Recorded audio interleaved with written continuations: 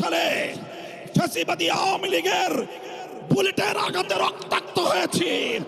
2021 সালে আমাদেরকে হত্যা করেছে, বছরের পর বছর বিনা বিচারে আমাদেরকে কারারুদ্ধ করে রেখেছে।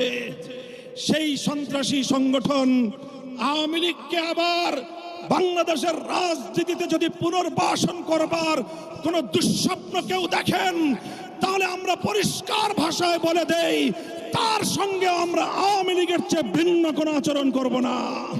প্রফেসর ডক্টর ইউনূস সাহেব এবং অন্তর্বর্তীকালীন সরকারকে আমরা একটা বার্তা দিয়ে দিতে চাই।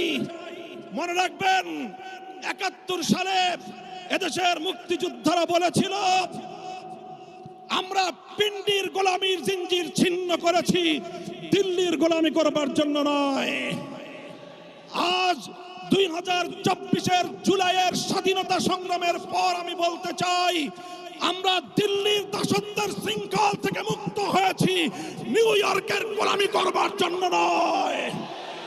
যদি এজন্য আমাদেরকে আরো জীবন দিতে হয়, যদি এজন্য আমাদেরকে আরো রক্ত দিতে হয়, আরো ত্যাগ আর কোরবানি স্বীকার করতে হয়, যদি আরো বড় করে নজরানা পেশ করতে হয়, শাহাদাতের রক্ত দেওয়ার জন্য জীবন বিপন্ন করে দেশ এবং ইসলামকে রক্ষা করার জন্য আল্লামা বাবুনগরীর হাতে শপথ গ্রহণ করতে কারা কারা প্রস্তুত আছো?